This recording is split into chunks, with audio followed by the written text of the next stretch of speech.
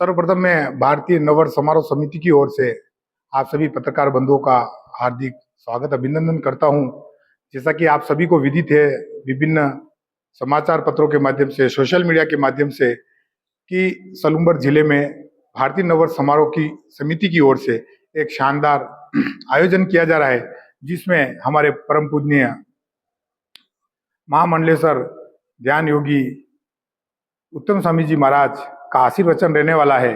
एक धर्म विराट धर्म सभा के रूप में ये कार्यक्रम रहने वाला है। और साथ में ही प्रसिद्ध भजन गायिका गीता जी रेबरी का भी इसी कार्यक्रम में उनकी प्रस्तुति है। इस प्रकार पूरा आयोजन काफी भव्य और दिव्य तरीके से होगा। इसके लिए समितियों ने विभिन्न टोलियां बनाकर और अपनी अपनी टोली अपने विषयों को लेकर काम में जुटी हुई है। 29 मार्च का ये दिन सलूम्बर को गौरवान्वित करने वाला है और निश्चित रूप से हिंदू समाज एक सूत्र में बंधे, इस हेतु समिति का जो मूल भाव है, प्रत्येक हिंदू इस काम में जुटे और इस कार्य को करने के लिए जो भी योजना रचना है वो समिति की ओर से की जा रही है। मैं आपको बताना चाहता हूं कि 29 तारीख को प्रातः संघ का आद्य सरसंघचालक प्रणाम स्वयंसेवकों का रहता है, तो वो सुबह 7:15 बजे का उसका समय है। बद्री विशाल मंदिर में स्वयंसेवक पूर्ण गणवेश के साथ इस कार्यक्रम में भाग लेते हैं और 29 तारीख को शाम को ठीक 7 बजे से कार्यक्रम प्रारंभ होने वाला है। तो जो 7 से 8 बजे का जो समय है वो हमारे यहाँ के जो स्थानीय कुछ कलाकार है, जिन्होंने राष्ट्रीय स्तर पर सलूम्बर का नाम बढ़ाया है, मान बढ़ाया है, ऐसे प्रस्तुति का काम रहेगा। ठीक 8:15 बजे कार्यक्रम में पूज्य श्री उत्तम स्वामी जी महाराज का डोल वाहिनी एवं शस्त्र वाहिनी मातृशक्ति की ओर से उनकी अगवानी कर उन्हें मंच पर विराजित किया जाएगा और उसके बाद उनका आशीर्वचन हम सब लोगों को प्राप्त होगा। आशीर्वचन के पश्चात कार्यक्रम ठीक गति से चलेगा। लगभग 9 बजे से कार्यक्रम अपनी गति को पकड़ेगा। कार्यक्रम को लेकर समिति ने लगभग 27-28 ऐसी व्यवस्था हैं जो विभिन्न टोलियों के माध्यम से बनाई हैं, जिसमें मंच व्यवस्था है, बैठक व्यवस्था है। 29 तारीख के परिप्रेक्ष्य में बाकी तैयारियों को, नगर सज्जा और इन सब को छोड़ें तो 29 तारीख का जो भव्य आयोजन होने वाला है शाम को, मूल रूप से जितने भी समाज के बंधु हैं, वरिष्ठ जन हैं, बच्चे हैं, बुजुर्ग हैं, उन सब के लिए समिति की ओर से उत्कृष्ट बैठक व्यवस्था की गई है। बैठक व्यवस्था में सबसे मंच के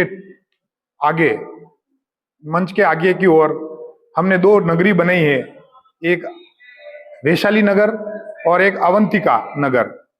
तो वो मातृशक्ति के लिए रिजर्व आरक्षित है। वहां पर महिलाएं जो भी समाज में हैं, वे सभी जो कार्यक्रम देखने आएंगे वो अपने सबसे आगे वाले जो 2 नगर बनाए हैं, वैशाली और अवंतिका नगर, उसमें बैठ पाएंगे। उसके ठीक पीछे 4 और नगर बनाए हैं, जिसमें अयोध्या है, मथुरा है, उज्जैनी है, काशी है।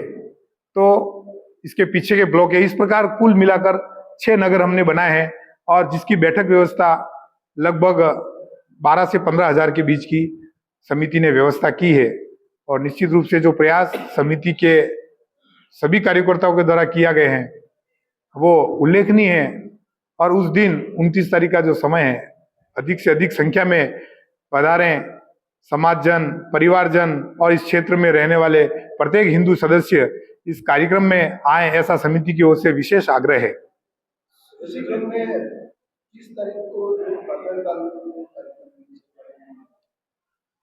30 तारीख को हमारा भारतीय नववर्ष, जिसे चैत्र शुक्ल एकम भी कहते हैं, हम ऐतिहासिक दिन है हम सबके लिए।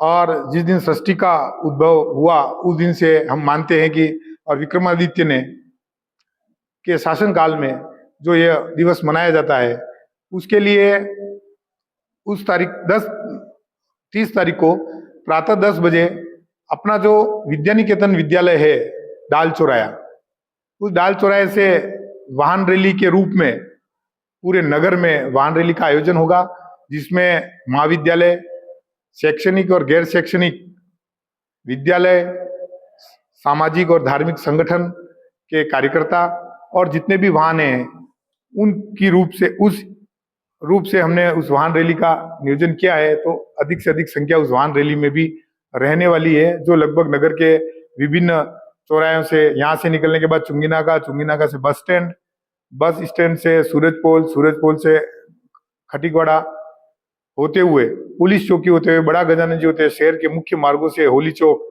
रावली पोल और पुनः उसका समापन अपना जो सीनियर सेकेंडरी स्कूल है वहां होगा। और उसके साथ ही जो चौपहिया वाहन है, जो 4 व्हीलर्स है, वो 4 व्हीलर्स वहां से ही इडाना माता जी के लिए सामूहिक रूप से माता जी के दर्शन हेतु जाएगी। ऐसा एक कार्यक्रम 30 तारीख का समिति ने तय किया है।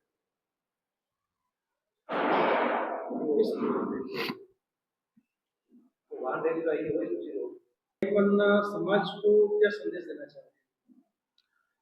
बहुत ही महत्वपूर्ण प्रश्न है, क्योंकि समाज जागरूक रहे, चेतन अवस्था में रहे, इसलिए समिति प्रत्येक वर्ष कहीं न कहीं कार्यक्रम करती है, कभी शोभा यात्रा के माध्यम से तो कभी भजन संध्या के माध्यम से। और ये सब निमित्त मात्र हैं, मूल रूप से हिंदू एक रहे, संगठित रहे और हमारी जो भारतीय संस्कृति है उस संस्कृति के वाहक हम हैं। तो राजा महाराजाओं महापुरुषों ने अपने तपोबल से इस संस्कृति को विपरीत और विषम परिस्थितियों में भी इस समाज और इस सनातन को जिंदा रखने के लिए अपना जो बलिदान दिया है वो गौरवान्वित करने वाला है। और उसी तरह हम ये जो प्रवाह है सनातन का, निरंतर जो प्रवाह है अविरल बहता रहे, इस बहने के लिए समिति समाज में जन जागरण के रूप में विभिन्न प्रकार के कार्यक्रमों को लेकर समाज जागरण का काम करती है। क्योंकि संघ और समिति मूल रूप से उनको देने के लिए केवल विचार ही हैं, और विचार से ही ये समाज संगठित होवे, एक होवे, एक दिशा में बढ़े और भारतीय संस्कृति का जो अभ्युदय है अभी वर्तमान में वो और गौरवशाली हो, हमें अपने पूर्वजों पर, हमें अपनी संस्कृति पे गर्व हो, इसके लिए समिति निरंतर प्रयासरत है। सभी क्षेत्र के लोग, सभी वर्ग के लोग इस आयोजन में पहुंचे, इसको लेके समिति की अगली रणनीति क्या है?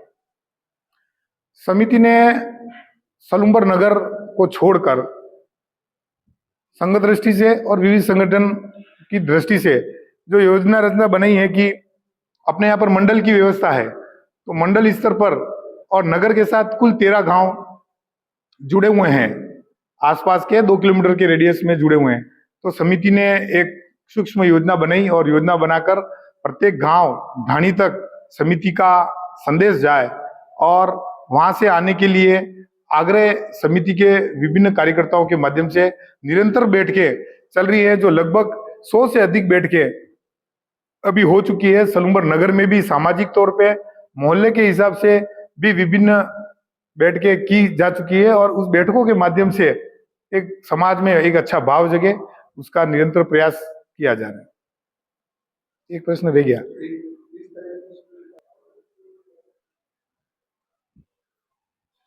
इस कार्यक्रम को लेके कार्यक्रम की तैयारी एवं कार्यक्रम में अधिक से अधिक लोग पहुंचे, उसको लेकर समाज में हमारा क्या आग्रह रहेगा और क्या किया गया है? समिति ने विभिन्न टोलियों के माध्यम से सघन जन संपर्क किया है, और इस सनातन का प्रभाव बढ़े इसके लिए प्रत्येक हिंदू घर पर भगवा ध्वज लगे, ऐसा प्रयत्न किया है कि प्रत्येक हिंदू घर पे भगवा ध्वज पताका लगे।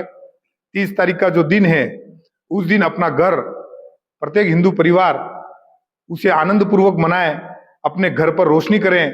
हम जहाँ रह रहे हैं, हमारे पास का जो निकट का मंदिर है, उस मंदिरों पर अच्छी जो सज्जा है वो सजावट होवे, एक दूसरे को शुभकामनाएं संदेश देवें, और चैत्र शुक्ल एकम से इस कार्यक्रम को प्रारंभ करें, ताकि समाज जन, बालक से लेकर जो आने वाली पीढ़ी है उनके मन में इस प्रकार के कार्यक्रमों को देखकर एक प्रवाह बनेगा। और निश्चित रूप से मैं मानता हूं कि जिस प्रकार से कार्यक्रम को लेकर समाज जन में, पूरे क्षेत्र में और क्षेत्र से बाहर भी जो उत्साह और आनंद और बैठकों के जो रिव्यूज आ रहे हैं, बैठकों के जो संदेश आ रहे हैं, बैठकों के संदेश से लगता है कि कार्यक्रम बहुत भव्य और दिव्य रहने वाला है। 30 तारीख आपने जिस तरीके से बताया कि हजारों की संख्या में आप लोग आएंगे, तो ट्रैफिक व्यवस्था क्या रहेगी? पर्सन से आपकी बात हो गई, थोड़ा बताएं कैसा रहेगा, पार्किंग क्या रहेगी?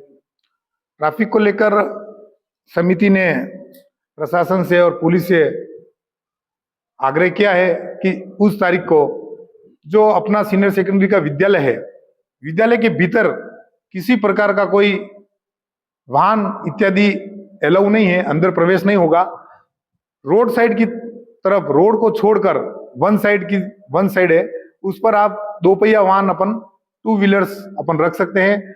अपना जो बैंक ऑफ बड़ौदा से जो प्रवेश है, वहां पर ही बैरिकेड्स लगकर बड़े वाहन है उनका डाइवर्सन कर रखा है। इसी प्रकार जो चुंगी नाका है, चुंगी नाका से भी एक डाइवर्सन कर रखा है। जो रोड है यू टर्न, वो पूरा यू टर्न खुला रहेगा और इसको चौपहिया वाहन से इस पूरे परिसर को चुंगी नाका से लेकर अपना जो बैंक ऑफ बड़ौदा तक का स्थान है, बीच में जो बड़ा रोड है, उन सबको चौपहिया वाहन से मुक्त रखा जाएगा, ऐसा आग्रह है। जो भी कार्यकर्ता, जो भी समाजजन इस क्षेत्र से इस कार्यक्रम में पधारने वाले हैं, उनसे भी आग्रह है कि कार्यक्रम ठीक समय से शुरू होने वाला है और तुरंत आकर अपना जो स्थान है वो हमें सुनिश्चित करना चाहिए।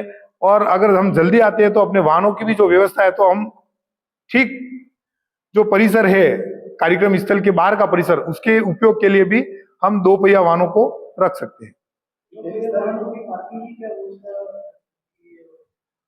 उसके लिए भी समिति ने समाज से एक आग्रह है समिति का, जो मैं आपके जरिए करना चाहता हूँ। नगर क्षेत्र में रहने वाले जो भी लोग इस कार्यक्रम में आने वाले हैं, वह सभी पैदल आए, यह समिति का आग्रह है।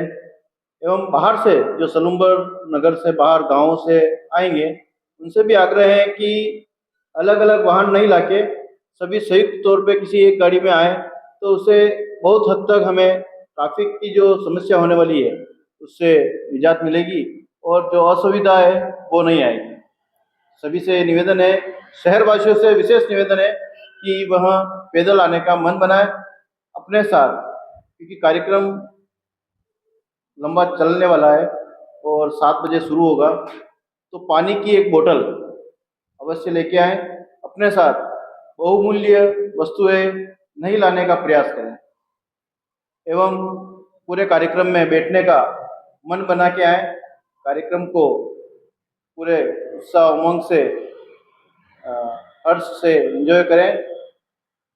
21 तारीख को सुबह 7:30 बजे